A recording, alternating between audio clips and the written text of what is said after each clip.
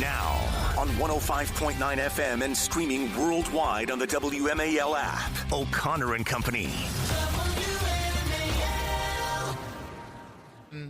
07 on this Friday in your nation's capital. Thanks for tuning in here to O'Connor and Company. Good to talk with you. And it's a busy day because it's early voting day in Virginia. We just spoke with John Reed, the nominee for lieutenant governor. Coming up in 30 minutes, we'll speak with Virginia Attorney General Jason Miyares running for re-election. But there's more because at 8:05, the co-chair of the Republican National Committee, Casey Crosby, and then at 8:35, the lieutenant governor and a candidate for governor, Winsome Sears. We're loaded. You want to hear from all of your statewide candidates today on early voting day? You've come to the right place. It's O'Connor and Company. I'm Larry O'Connor, alongside Patrice Onwuka. I'm talking really fast. I just got a new cup of coffee here for the second half of the show. That's why. Okay, well, I'll take a nice, slow, happy Friday, everybody. Happy Friday. Thank you for bringing us back down to pace. Thank you, Patrice, and happy Friday to you as well. We're ready for the weekend. Take a listen to this. Yesterday on Capitol Hill, Phil Mendelson, Mendacious Mendelson, speaking with Congressman Jim Jordan. Chairman Jordan, you know, everyone's, crime's down in D.C., crime's down. Yeah, because if you no longer arrest people for theft and instead arrest them from some invented term like taking property without right, then you can pretend like crime is down. Listen to this extraordinary exchange. What would a normal person call taking property without right? Are we talking about what the criminal code and the specific No, I'm just talking about that statement that you have that's grown 500% in the last several years, that specific category of crime. I'm just wondering what does that exactly mean? So if we look at collateral data such as ShotSpotter, we know that gunshots are down 29% from 23 to 24. Taking property without right was the question. What does that mean? I've already answered you, sir. And what'd you say again?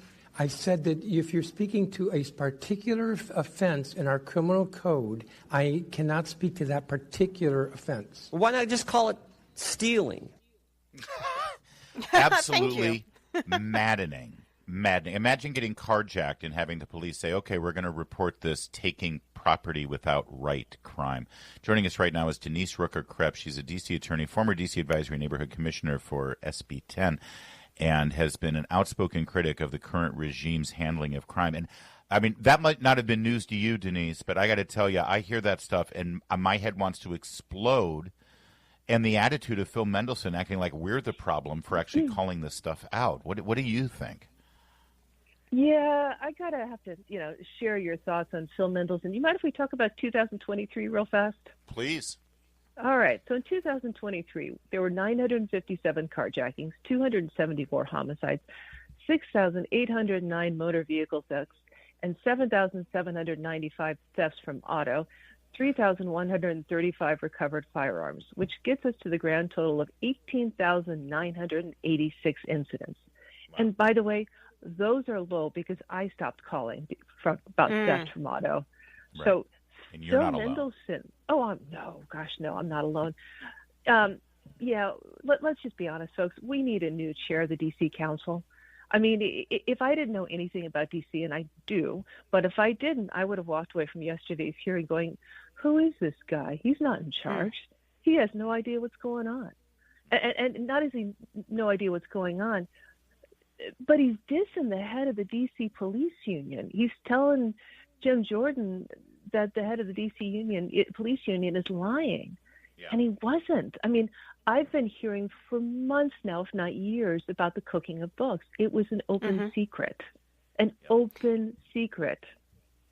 You know, Denise, your perspective is so refreshing. Not only are you an attorney and a former D.C. advisory neighborhood commissioner, but you're also a Democrat. And so this is not about, conservatives or Republicans, against the D.C.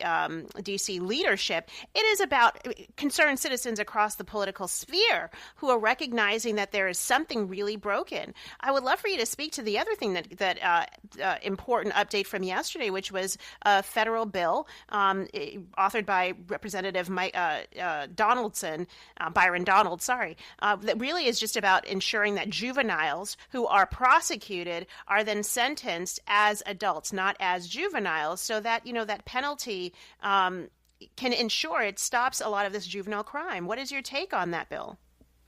I support it. And by the way, can we also define juveniles as somebody under the age of 18, please? Thank you. This whole, defining a juvenile up to the age of 24 is ridiculous.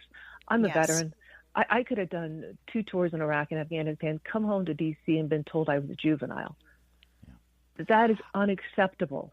It's outrageous. And again, and when challenged on it, Phil Mendelson, again, not in the hearing, but in the press conference afterwards, again, slips to mendacity and says, let me just clear this up. There's confusion. We don't prosecute anybody over 18 as a juvenile. Well, nobody's saying that you prosecute them. It's how you sentence them. They are sentencing 24-year-olds who were guilty of violent crimes as if they were 14 years old.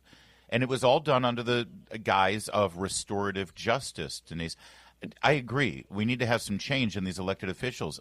But the problem is it's a one-party state, district, I should say. It's not a state, thank God. It would take courageous Democrats to rally and challenge in the primaries. Do you see that happening? I'm beginning to. There are folks that are starting to challenge Charles Allen, which I find incredibly refreshing and needed. There are folks talking about others throughout the city. While we're talking about elections for folks who are considering Robert White, I would like to remind them that Robert White did vote to enable rapists to get out of prison early. He did that several times. So you might want to think about what Robert was doing as a D.C. council member. Look at all of his votes. And I'm saying that as a Democrat, because, I listened to what Representative Comer said yesterday. Violent crime is down 39%. Robbery is down 57%. Carjacking is down 75% since the National Guard came. That's remarkable. Wow. That's results. Denise, this speaks to a larger issue about other cities that are run by Democrats, even some are run by Republicans, but cities where public safety has not been addressed. And now you have a president who's willing to bring a hammer in, but to help come alongside law enforcement who are, frankly, just overwhelmed in these cities. Do you think there are other Democrats like you who are in leadership positions who are not just opposing this effort because it's President Trump who's behind it, but are willing to put kind of take the blinders off and say, no, I need to help my people? Do you see this in other cities as well? I do. I do. I'm seeing people around the country saying this is unacceptable. I want to live in a safe neighborhood, be it rural, be it suburban, be it city. I want to live in a safe neighborhood. And by the way, when the guy raped my neighbor 10 years ago, he didn't ask her before he raped her if she was a Democrat or Republican. He just raped her. When they carjacked the people in front of my house multiple times, they didn't say, hey, if you're a Democrat, I won't carjack you. If you're a Republican, I will. That didn't happen. They just carjacked people. So do you mind if I have just one ask today as we're on the call? Go ahead, please. I would love to meet the new U.S. attorney. So if anybody knows her, could you tell her that Denise wants to say thank you? Oh, Judge Janine? Oh, yes. I think we She's can a friend make of the show. We can make a connection there, Denise. Yes, absolutely. Because my goodness, I just admire the work that she is doing. I mean, you guys know how I went after Matt Graves, who didn't even know what his own office was doing. He couldn't tell me for years what they were prosecuting. And now we have a U.S. attorney who's out there daily citing numbers and saying, I'm going to prosecute. I just want to meet her and say thank you, because I just think she's amazing. We'll try to make that happen, Terrific. Denise. And again, as you said on social media, you're the only Democrat, it appears, in Washington that actually thinks a convicted rapist should serve their full prison sentence. That is not only is that a remarkable statement, but Denise Rucker Krepp, if I may, that's a pretty good campaign slogan. I'm just going to plant the seed. You might want to think about it. And in the meantime, we'll connect you with the U.S. Attorney, definitely. Thank you so much for always being outspoken about this. All right. Take care, guys. It is 7:15. Imagine that. Vote for me. I think rapists should serve their full sentence. My opponent doesn't. Period. End of discussion.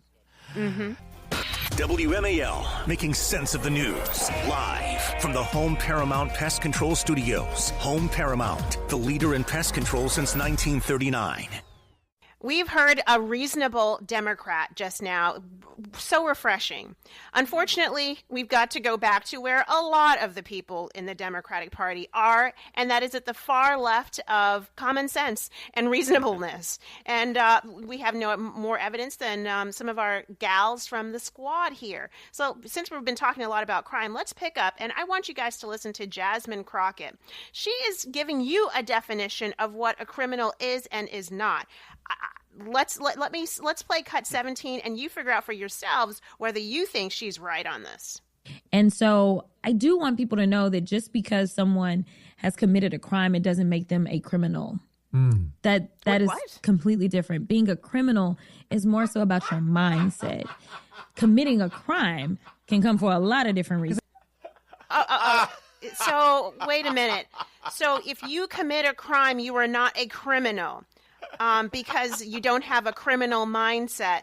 I'm surprised any law school gave her a degree and has not taken it back at this point, Larry. I mean, this is what we're up against. You need an advanced. Well, again, I keep saying it. They're not stupid, but to defend liberal left-wing policies, you're forced to sound stupid. Honestly, my favorite, though, this was on a podcast. Listen to the host when she makes that point. Committing a crime doesn't make you a criminal. And what was his response here? Not to. That's a smart point. Oh, it's so wise. What is going Jasmine. through his mind? Do you think she? Okay, all right. Well, I think that is a ridiculous argument. If you commit a crime, you are a criminal. You are, in fact, a criminal by definition. Yes. And particularly when you are convicted, that is what you are. But she's not done, and so let's shift gears just a little bit because. Fascism, obviously. Here is Jasmine Crockett, and this is what she talks about, what she describes as a fascist today. Cut 16. But we got to come together because it's not each other that is the problem. It's the other side. It's the fascist. It's the wannabe dictator. It is, the hater in chief. It is the racist in chief. Like that is like what we've got to get out of. And so I think we will. This is 8 days after Charlie Kirk was assassinated by somebody who, by the way, etched "catch fascist" on one of the shell casings of the bullets he was going to use.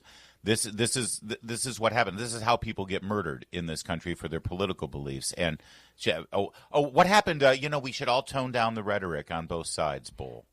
No, these radicals, and I understand why people call them lunatics, they do not want unity. They do not want a united America. They want to continue to divide and play on your emotional heartstrings, particularly when it comes to black people and race. You see, she talks about the racist in chief, the hater in chief, and then for white liberals, he's a dictator. This is all they want, and I think they very much don't care that Charlie Kirk was murdered, and frankly, they wouldn't care if their next door neighbor, who's a Republican, was murdered. Well, all right, here's Rashida. I would hope that's that they just don't Jasmine believe Crockett, that, right? That's just a one-off. Well, that's an outlier. That's the thing, Larry, because now we've got another one. Here we go. This is a great exchange yesterday between Representative Rashida Tlaib here talking to Byron Donalds. We've been talking about Byron Donalds all morning. Black Republican member of Congress running for Florida governor. Cut 15, please. And I think it's really important. We need to stand up against this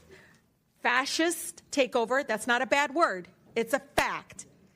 And here in D.C. and across the country, it is so incredibly important, Mr. Chair, that this committee does not allow rhetoric that defames or paints Washington, D.C. in a way that you all haven't really truly seen. You're just reading it. No, you're just reading it or something off of some. Will the gentlelady yield to a question? Yeah, I think it's really important. Will the gentlelady yield? No, I don't yield. I don't even have time. I can tell you. Your time's expired. It is expired. But Mr. Chair, nice.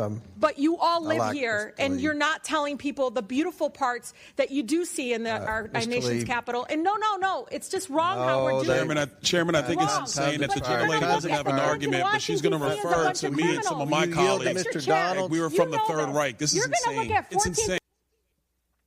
There you go. Larry, this is the left. Take out radical. This is a lot of the left. And this is what we're up against. Yeah, Byron Donalds decided he wanted to push back there, and you heard the back and forth there in the hearing as typical. But then he posted that clip. I just want to read what he said on social media. It's been 8 days since a leftist assassin shot my friend Charlie Kirk. Just now, Rashida Tlaib called us fascist again. This rhetoric is wrong. This rhetoric is unhinged. This rhetoric is out of line. This rhetoric has inspired murder, and we will not stand to be defamed. These Democrats like Rashida Tlaib and Jasmine Crockett and all of the Democrat leadership who just sit quietly and don't say a word about them so that they can continue to use them for raising money. They have to understand something very clear, and I don't think they've gotten it quite yet, so I want to keep saying it because I do. I care about them, and I care about how they use their words and the language that they use and the conversation, the political conversation and cultural conversation we're having in this country. So let me just say it really clearly. This is not September 9th. Everything is different, and we are different, and we ain't going to stand for it. That's all. Just leave it at that. Amen. It's 7:23. All right, coming up, we have got none other than Virginia's Attorney General Jason Miyares joining us. Stay with us. It's O'Connor and Company at 7:30. WMAL FM, Woodbridge, Washington, a Cumulus media station. Making sense of the news. News Talk 105.9. WMAL. News now. Now on 105.9 FM and streaming worldwide on the WMAL app. O'Connor and Company.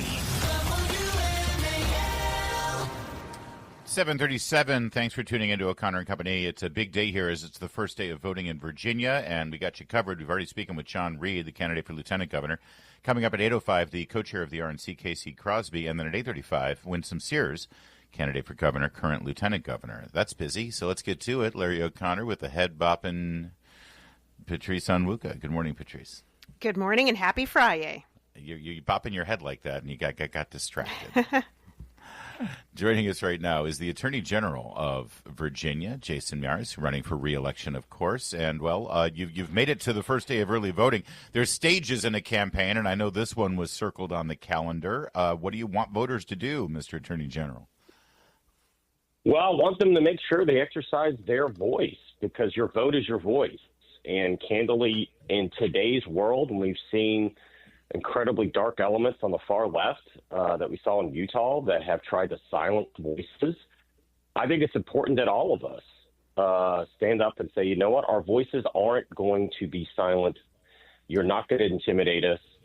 Because what happened out in Utah was he didn't have political power. He wasn't killed about the Second Amendment. He was killed about the First Amendment, about ideas. He was a private citizen, just like everybody, the vast, vast majority of the people listening to this broadcast, a private citizen with ideas. And what has become apparent to me is there are those people, those on the left, they say words are violence. And I never could understand that. And so I saw it happen to silence words. Well, guess what? You want to make sure, as I've noted, your vote is ultimately your voice in our democracy. Yes. Let's not allow anybody to silence our voices. So, yes, early voting has started. You don't have to wait till November to make sure that your voice is heard. Make sure your voice is heard now.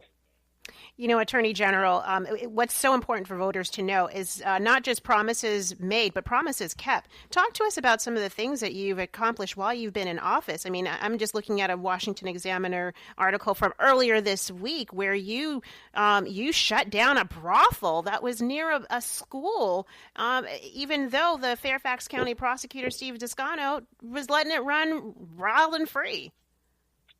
Well, first of all, Steve Descano, he may be the Commonwealth's attorney there, but he's not a prosecutor. He acts like he's a defense attorney. So part of my job as the people's protector is to do exactly that. But I do think you make a great point. Part of our job, John's job, Winston's job, is we're asking Virginians to hire us, in my case, rehire. But it's also important to remind Virginia voters, where was Virginia in 2021? The Virginia of 2021 was a state that was dying. It was a state that was 46th in the country in job creation. We were 48th in the country in reopening our schools post-pandemic. We saw 20 years of gains in standardized testing scores for Black and Latino students. That was halted almost overnight because left-wing politicians kept our schools closed for close to 2 years in Virginia. Parents are being told they don't matter when it comes to their children's education. And more people for 4+ years. This was the Virginia of 2021. We had 4+ years of more people moving out of the state than moving into the state. That had not happened in over 100 years. We were a dying state. And then something happened in 21. You elected Glenn, Winston, and myself, and it has been the most remarkable 4-year turnaround any state has seen in modern American history. From 46 in the country in job creation to top 5, record investment, $140 billion of new investment that has come in to Virginia, being named one of the best states in the country to do business, the highest labor force participation rate we've ever seen, 1.5 job openings for every Virginian looking for a job. Think about this, just the first 6 months of 2025, more net jobs were created the first 6 months of 2025 than in all 4 years under Ralph Northam. This is the Virginia Renaissance. This is the great Virginia comeback that we came back from. Of course, our friends in the legacy media never talk about these just astounding numbers that we have seen. Virginia is zooming, and then look at Maryland. Look at Maryland. When Larry Hogan left office, when he left office in Maryland had a budget surplus. They had some economic development projects going on. And then what happened? Far left control came in, tax and spend regulations. Maryland is now the 3rd highest tax state in the entire country after New York and California. Let that sink in, and how fast a state can go in the wrong directions if you have bad leadership. So when Winston says don't Maryland or Virginia, she is correct. And when I took office, when we say Virginia was a dying state, our murder rate, our violent crime rate were at decades highs, 20-year, 30-year highs. We worked with police instead of working against police. We went after repeat violent offenders that are driving so much of the violent crime. We've seen double-digit drops, a 3rd drop in our murder rate. In our targeted ceasefire cities, we went after the fentanyl dealers, huge drops as well. Roanoke City, 62% drop in their murder rate. We've got enough fentanyl off the streets that would have killed 7 million Virginians. Virginia had the largest drop of addiction deaths of any state. So I could go on and on. Virginia is thriving while Maryland is dying. Elections matter. And understandably, Attorney General Jason Miyares, when you're running for re-election, you want to point to the things you've been able to accomplish, and that's a heck of a list. Yes. I think it's important to point out what Jay Jones brings to the table. Your opponent, he embraces, it appears to me, not just the policies that led us into the violent crime wave that swept all across this country and the restorative justice junk and throwing police under the bus, but also based on his website, based on what he's been saying publicly, I think he thinks that the role of the Attorney General of Virginia is to go to war with the Trump administration. It's like he's not even running against you. He's running against Trump. Right. He doesn't even understand what the office is. He should be running for Congress or Senate if he wants to pick fights in Washington. Because the reality is that he is asking Virginians to hire him to be the top prosecutor in Virginia, but he's never been a prosecutor a day in his life. And the best predictor of future performance is past performance. What did he do in the General Assembly? Well, he was a social justice warrior. Time and time again, he voted for against any enhanced penalties and actually made it easier for felons to get out early. He voted for the absolutely disastrous Ralph Northam early felon release program. He championed it, in which 9,638 felons got out early just in fiscal year 2023. 49.8% have already been rearrested, close to 50%. What? Oh, my goodness. 2024, 7,100 got out early. 35% have already been rearrested. That's less than a year. So these are murder. These are Virginians have been murdered and raped and assaulted by the policies Jay Jones has advocated. He thought Jay Jones would install a revolving door at every prison in Virginia. That's what he would do, and that's what his policy would do. We got to leave it there. We're up against it. Attorney General Jason Miyares. Thank you. Always great to talk with you. Thank you so much, sir. It's the first day of voting out there, Virginia, so let's get to it. Thank you, sir. WMAL's Vince Colonnese, weekdays at noon on 105.9 WMAL, making sense of the news. It's 7:48, and we've got some news about the CDC and a meeting that will take place with regard to the vaccine advisory protocols suggested by the federal government and handed down to states and how they affect children in terms of their immunization schedule and public school protocols, et cetera, et cetera. And obviously this is a emotional and volatile issue that has emotions running very strong on all sides of the equation. But I got to tell you, Patrice, yes, whenever I've had many politicians and doctors on the air to talk about whatever science we know not about the effectiveness of immunizations. Everybody knows that immunizations are effective, but not all immunizations are the same. Not all immunizations are equal. And the number of vaccines that children are getting, including some for hepatitis B, a sexually and drug-transmitted disease, they're getting it on their first day of birth without any screening of the mother. I mean, listen, if the mother was a drug addict or, engaged in unsafe sexual practices, then they are maybe at risk, but there's no screening involved. Every baby gets it no matter what. And a lot of parents have said, "Why? Let's rethink this and let's similar to the HPV vaccine as well." That's right. And Patrice, I have to tell you, just again, don't take medical advice from me. You'll end up dead. I'm a fool. I don't know medical, but I am a parent. I'm a broadcaster. I'm an interviewer. I am curious. I have a brain, and every single expert, and I mean every single one, Patrice. And I don't usually make such unequivocal, sweeping statements. Every single doctor, every single scientist, every single public health professional, and every single politician who cares about this issue of vaccines, no matter what side of this topic they are on, when I ask them about the schedule, when I ask them, while I've got you, can we at least talk about the schedule and how many vaccines are loaded into one office visit versus another office visit?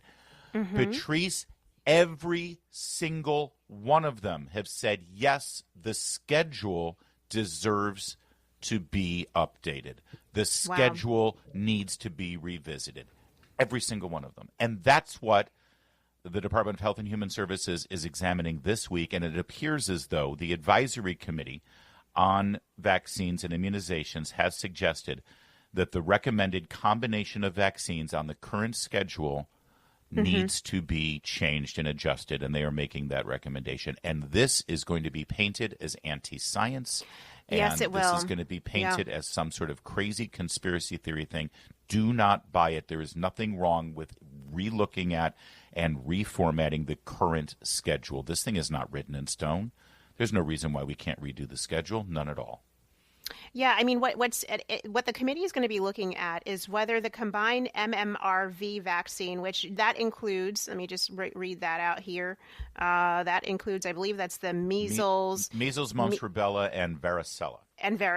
So whether that should be separated out into just the measles, mumps, and rubella, and then the varicella at a later time. So you know what? I'm a mom. I have 3 boys. I've gone through this vaccine schedule, and it does raise questions, particularly when we consider that some of these vaccines do have some impacts, some effects that on children. And, some of those could be seizures, febrile seizures, and other issues. And so, if we're gaining more knowledge and information, why not update the schedule as needed to reflect a better reality? That is not examining it. Being anti-vax. That is being about child first.